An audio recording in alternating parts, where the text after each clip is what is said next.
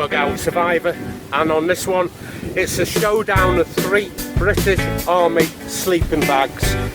I've got a sleep system from the British Army, I have a sleep system from Mountain Rescue, and a standard pattern 90 Army Arctic sleeping bag.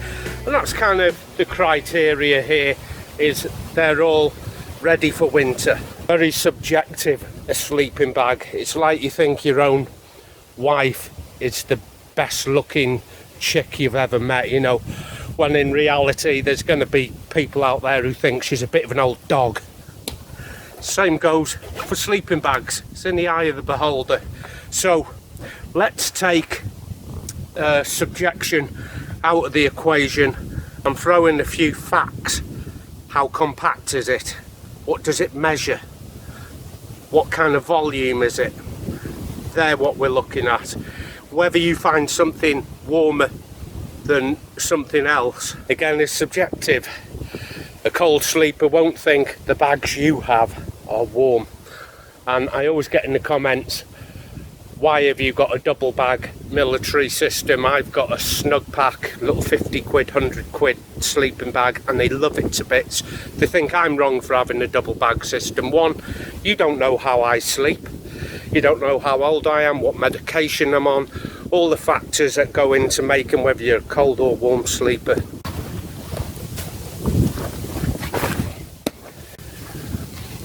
This is just monstrous, and I've got everything I need in, including a ground sheet to put down, 5 sleeping bags, which is 2 systems and 1 normal Arctic bag, and most importantly, inside pocket here, a love of a good coffee. Oh, you can't go anywhere without a coffee. I'm going to put a basher down on the floor to protect the bags. I've also bought 3 compression sacks that I never ever use. My sleeping bags go in the bottom of my Bergens, always have, always will. Every infantry soldier will not use these, but I'm getting to think I could get away with a smaller pack and actually have systems strapped to the top of the hood, you know, just under the hood but on top of the pack.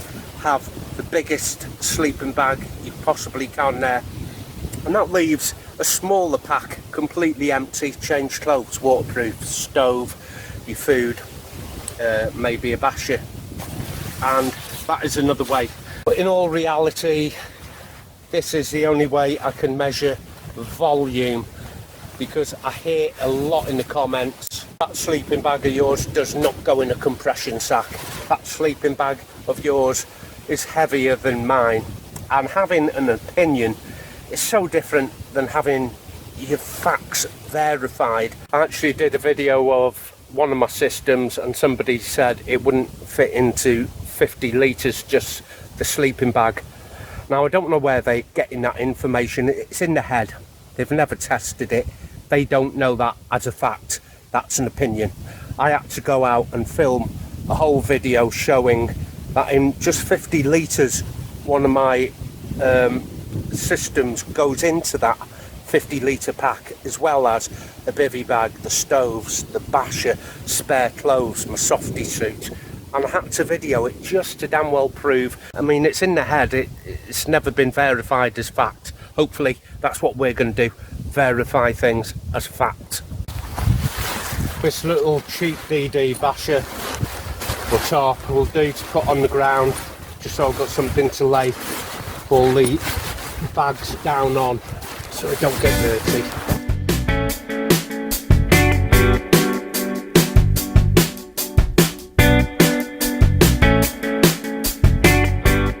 So the way you want to do this, 1 bag at a time, and I can give you an opinion, can't I, which is mine. Whether that is applicable to you, again, it's opinion, it's not fact.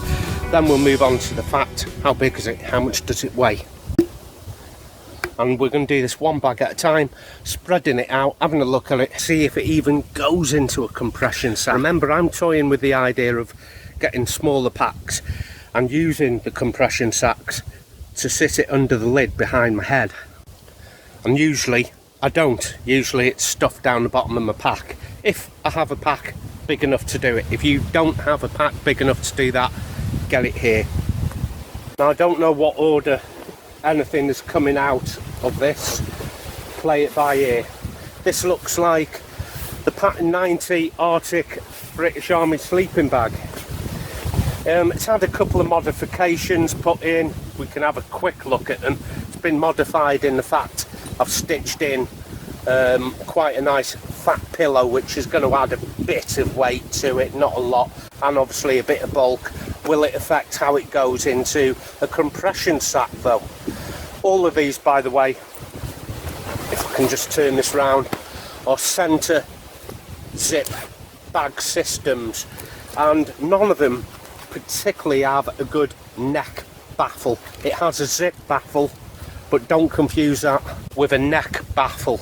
And I've got an idea to make some for these bags, you know, something to block the air getting down your neck into the bag, chilling your chest, your feet, because if you unzip the hood in case it's tight on your face, you've made an air gap here. And good left and right hand sleeping bags have a neck baffle. You can't really have neck baffles in centre bags, but I can counter that. Let's lay this out and have a quick look, pack it up, weigh it, measure it.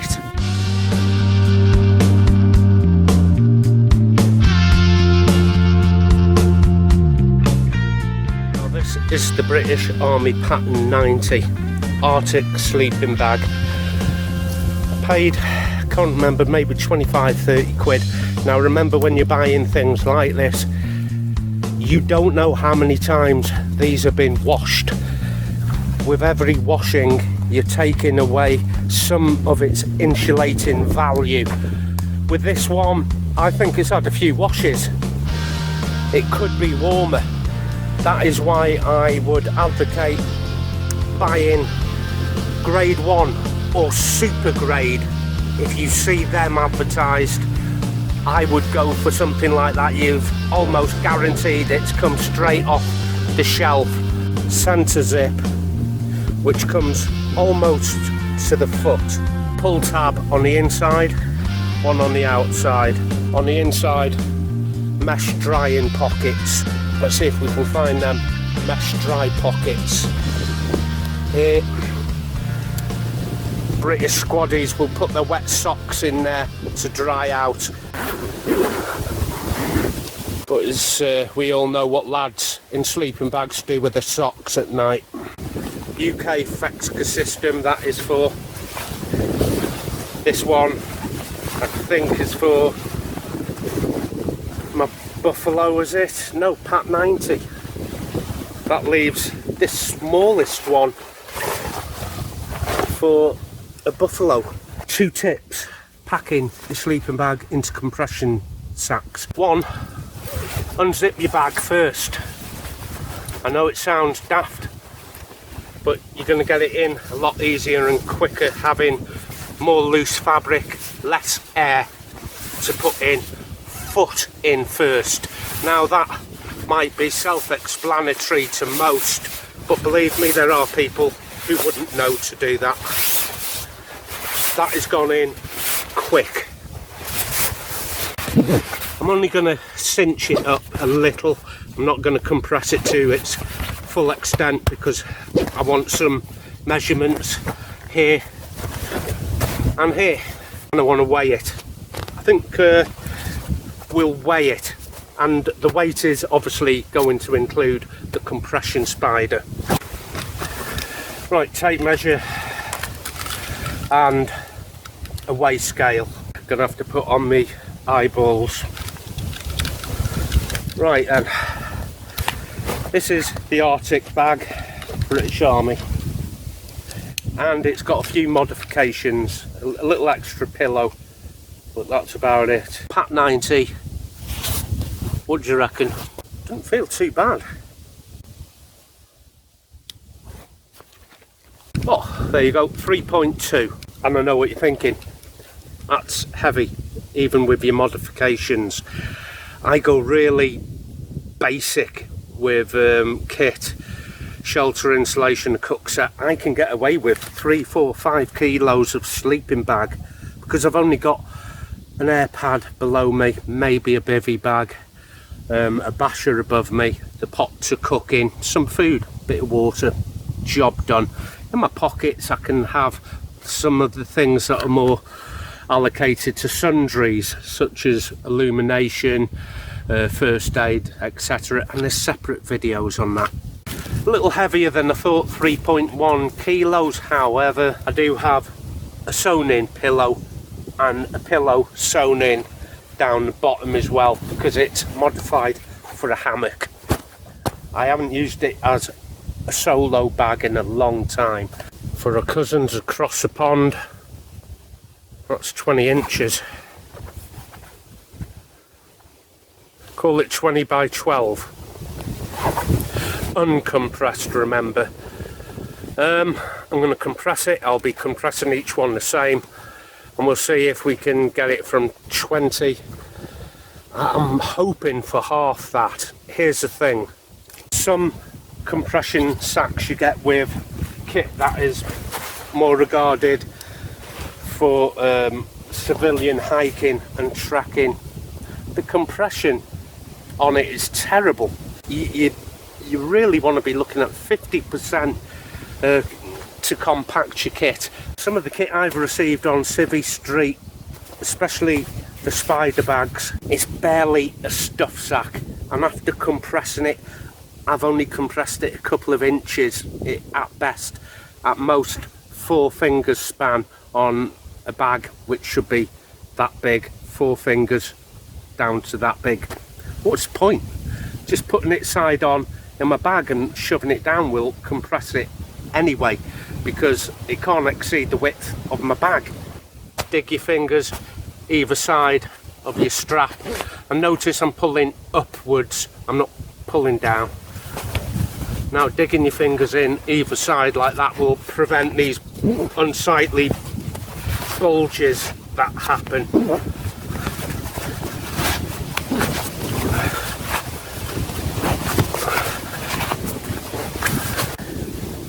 And all the way around, strap there, one behind me. It's best to push down and see if you have any slack left, and just pull the slack out, putting my hand on top and just pulling like hell like this. You're going to break it, you're going to break something. Get the old tape measure out here. Under 10 inches would be fantastic, wouldn't it? I don't think I'm going to do it though. Where's 10? That would be 50%, wouldn't it? Oh, we're not far off. I've got 11.5. Proper compression spider, you should be looking at 50% compression.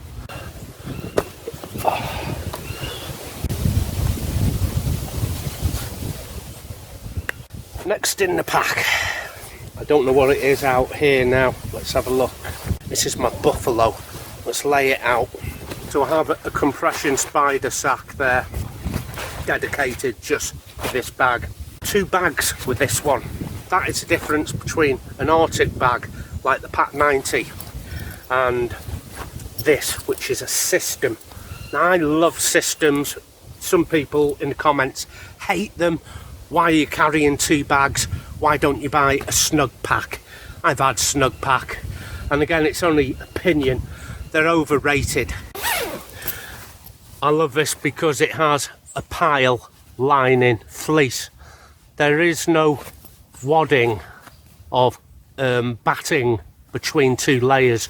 That is your insulation. I have an inner bag, again made of the same stuff. The tighter the bag, the warmer you are. I've had it at -3 Celsius so far. It's not been any colder than that for me. And I was just about ready to have some long johns on inside this at -3.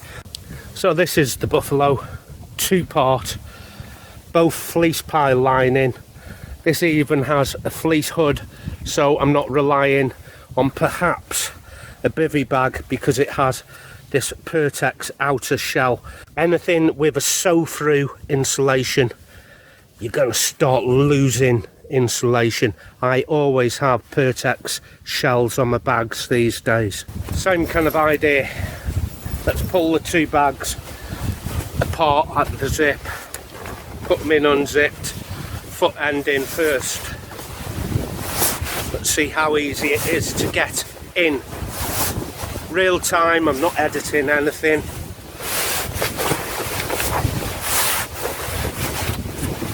And I'm in.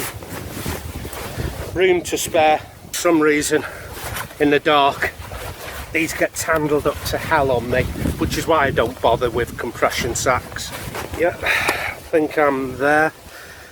No, I've got a twist in it. This is the Buffalo 2-part fleece lined system. What was the other? 3-1 was it? I expect similar for this. 2.8. I think I measured one of them snug packs. I think it was the number 5. I think that was 2 kilos 8. So for a 2-part system like this, I'm going to measure it again. That's not bad. 2.8. Same weight there as the Snug Pack 5, but you're getting 2 bags, so I can split this one in winter and one for summer. Put them both together, and I've got a winter bag or below 0. And we're coming in at uncompressed 17 inches. Uncompressed 12.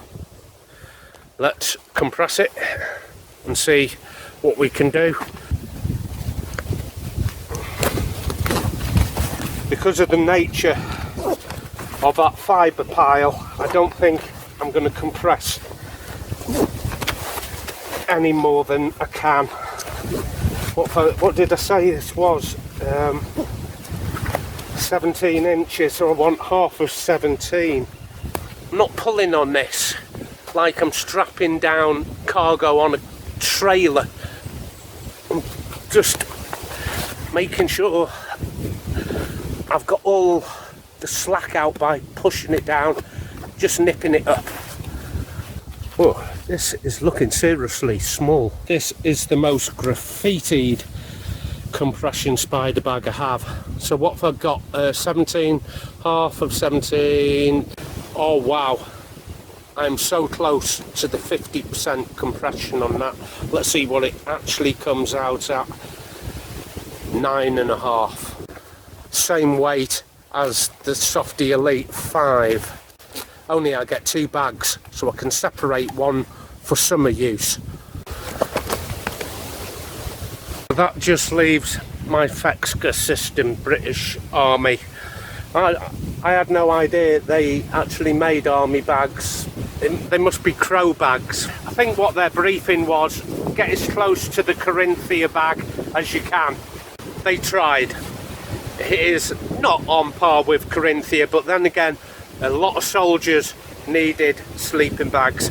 Now, I don't know when we started issuing these Fecsa bags, because the last thing I remember is you'd be given 300 quid in your wages to buy yourself a sleeping bag, and you could go out and get yourself something like this, which is a Buffalo, around 300 quid for both parts. But some people would just buy one of them little nasty snug packs for 100 quid and pocket the 200 quid and hope they don't get cold.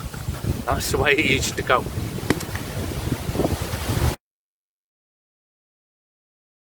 This alone is the same R value as the 90 pack. This has a comfort rating of minus, I'm thinking minus 18, but that must be a lower limit, it must be. But I have read a comfort of minus 18C.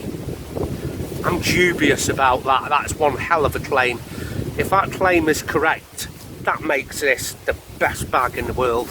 Add in the summer over bag, it all ties in, by the way. And you're going to get another maybe 5 or 10 degrees. And when I was doing a bit of research, I was looking at softy bags, you know, snug pack bags, and the comfort to lower survival temperature ratings was only 5 degrees. I had a comfort of -10 and an extreme of -15, only 5 degrees shift. Well, from one night to the next could shift 5 degrees. So in a matter of a 24-hour period, you could be warm one night and cold the next. I haven't even taken the label off this new one. I'm getting these in at 25 quid. I think they're selling for 68, 70 quid. My other one, I took the zip out because it had this coiled zip, and in the shoulder baffle it has a spare slider for the zip, and the first thing that struck me is, are they expecting this zip to fail, that they've put in an extra zip slider? And true to form, within a couple of weeks my zip had broke on these.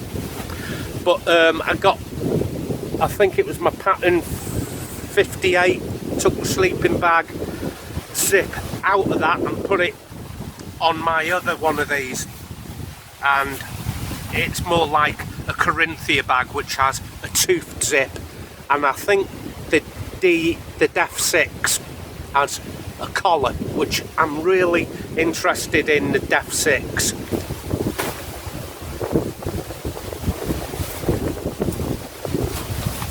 So this is the large medium weight bag, same kind of drying mesh pockets as the pattern 90. On my other Fecsa, which again you can see has this shield here, I've taken the velcro off. Digs into your skin if you sleep in your raw. Sometimes I'll sleep in my raw, you know, just boxers, and it kind of rubs. So on my other Fecsa bag, which is the medium weight, I took all the velcro off. Cozy. This one I only got the other day. I'm not going to modify it. This is the large medium weight bag, longer. The reason why is I'm going to pair my medium and large medium weight bags together for Arctic weather. And you're thinking, what, 2 Arctic bags together? Not the first time I've done that, my friend. Not the first time I've done that. You can get away with a double bag system, even 2 Arctic bags, if you're a cold sleeper like me, if you don't overpack. Brand new, 25 quid. They do retail for a lot more, and to be quite honest, 25-30 quid. I can't even get a sleeping bag in the supermarket for 25 quid. Okay, it's gone in. See how much air I can get out of it. I'll be really interested to know the weight of the large. I have the medium. Fight with this damn thing inside out, back to front, always. There's no way I've got this on first time. No, it's twisted. Probably just over 20 inches. Well, that's easy. If I can compress this to 10 inches, we're laughing. There you go, 2.4 kilos. What can't speak, can't lie. -18 comfort. Much lighter than my Pat 90. Let's compress this. What have we got? 10 inches to beat.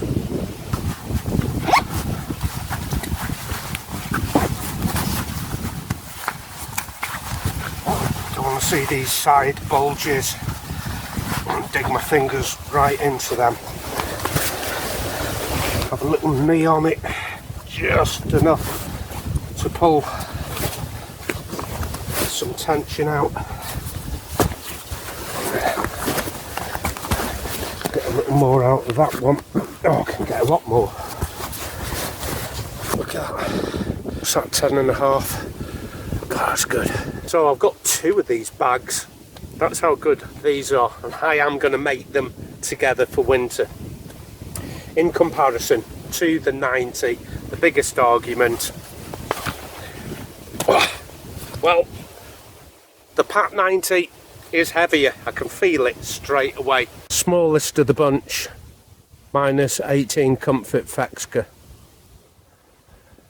Pat 90, a bit old and tired now. But I fancy the Defence 6, just an Arctic bag, £196 for the Defence 6. The Defence 4, the cheapest one I found, I think 110. So the Fecsa system, 30 quid. You get what you pay for. But wow, what a bag, amazingly warm. Be prepared to switch out the zips. Right, just out of my own curiosity, I'm going to put the outer bag in this, weigh it, measure it, see where we're up to. Well, it's in a bag. I use it as an overbag. Works better. Only my opinion. I have little tricks to get systems warmer than they're rated for. Never tried getting the inner bag in this as well. It's going in now. I don't think I'm going to get much compression. Oh, I don't know though. I spoke too early. Let's get this hood on it. Okay, I don't want to put too much compression on it. I'm not trying to win any competitions here. And if I'm using compression sacks like this, they never ever go inside the pack. They go here under the top lid, and I then should have an empty ruck to start with. You'll be surprised how much even a small pack can carry if you carry the tent underneath and a sleeping bag on top. You're already starting with an empty pack. And I often get told in the comments, I don't know how you can have so much weight in your pack. I haven't got any weight in my pack. I've got 2.4 I think on this, just the one Fecsa system. A basher is about a kilo, 800 grams on the bivvy bag. If I use my hexi cooker, that can go in a smock pocket. I haven't got any weight. The reason most people complain that they think I've got too much weight is they're assuming I put all the extra crap into my Bergen that they do, you know, which I don't. Like shelter, insulation, a cook set, change clothes, wet dries, sundries, and we've done videos on each of these stages. And if I'm only out for 1-2 nights, I'm really under 8-9 kilos. That's why I won't put 8-9 kilos in the British Infantry Bergen, because the Bergen alone weighs 4.5 kilos with the side rocket pockets. I'm not going to do it. So I can get away with putting heavy kit in a lightweight pack for at least 2-3 days.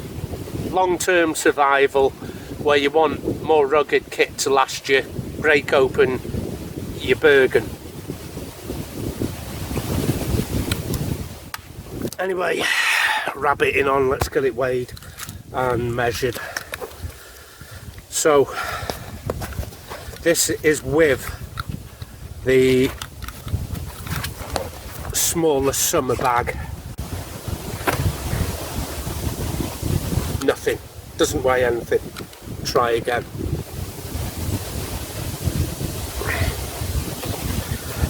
.7.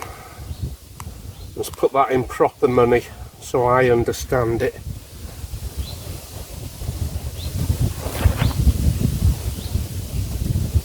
Is that 3.5? 3.5. So I can take both the weights there, deduct one from the other to get the weight of the summer bag.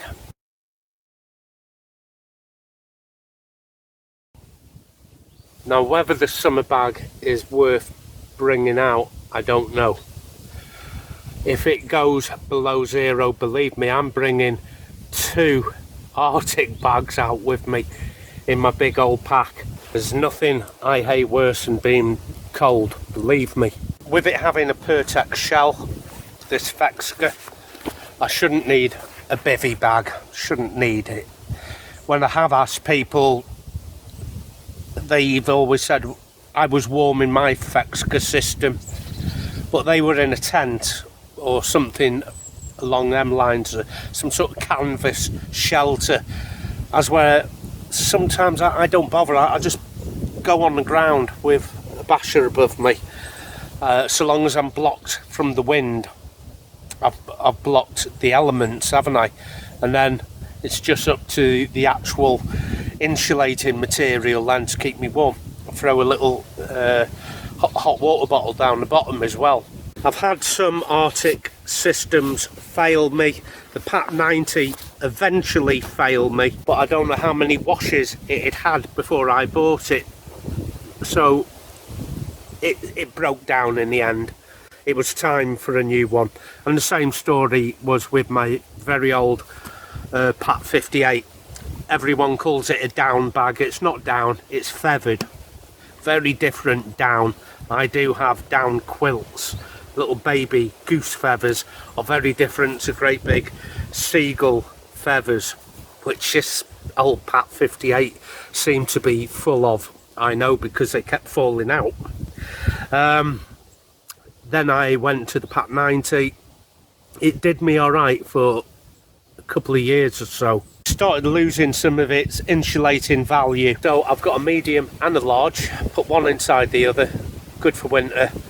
You're going to think, too heavy, too bulky. Remember how I travel. Not a lot in the kit. So when it comes to this particular Bergen, I have 3 systems in here. 2 systems in the bag if you want to be pedantic. Big 4x4 sleet sheet in the top. I have dead air space here. It's everywhere. Loose fabric that I could fill. Remember, I had everything loose filled. All the sleeping bags loose filled. I had no dead space at all in the pack. None at all. This is why British infantry will always bury the sleeping bags down the bottom of the Bergen. There's no compression bags. The Buffalo was, both parts was coming in at 300 quid. Each sleeping bag individually for the Fecsa, about 25-30 quid. I'm getting these cheap. Like I said, if you shop around and they're out of stock, that number goes up to closer to 70 quid per bag. So hang on, and you'll find them cheap enough. If the guy where I'm getting mine from has still got any left for 25-30 quid, I'll put a link in the description. But with this channel, as soon as I do that, he sells out instantly within 48 hours of me doing this video. He sells everything, and so does everyone else. You won't be able to get them again, and you have to wait for a resupply, and they come back in at the 70 quid mark. But I would jump on that bandwagon right now with your PayPal and get yourself a bag for 30 quid. Bit dubious on the zips. I resold mine, but I'm the only one who's complained about that. I haven't heard anyone, even in the comments or on forums or anywhere else, say the zips are broken. But they do provide an extra slider on the zips, and that was a red flag to me straight away. I was thinking, why are they doing that? Are they expecting these zips to fail? One has, one hasn't. For 30 quid, I'm not bothered. Hopefully by winter time and into next year. Who knows, I might even have the Corinthia Defence 6 by then. I don't want to go for the Defence 4 and then have to add a lightweight sleeping bag, because generally I don't use sleeping bags autumn and fall, and especially summer. I get away with what I'm wearing. Only winter do I need a good bag. Okay, I'm wrapping it up here. I've given you the facts. I've given you the weights and whether it has the ability to go into compression sacks, and we measured the compression sacks. They're the facts. Opinion is, oh, my bag's better than your bag, and that's just childish nonsense. We're all too multifaceted to be clumped into, you should have the bag I've got. There's only one person who knows if your bag is right for you, and that's you. See you out there. Happy trails.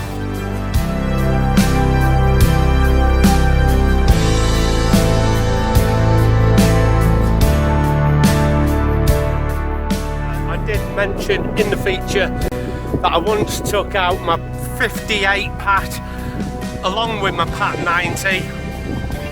And most of you are wondering why I'm not comparing it with the US MSS sleep system. I filmed something last November. I lost the microphones, but I've edited it down as best I can, and I'm putting that out tomorrow night.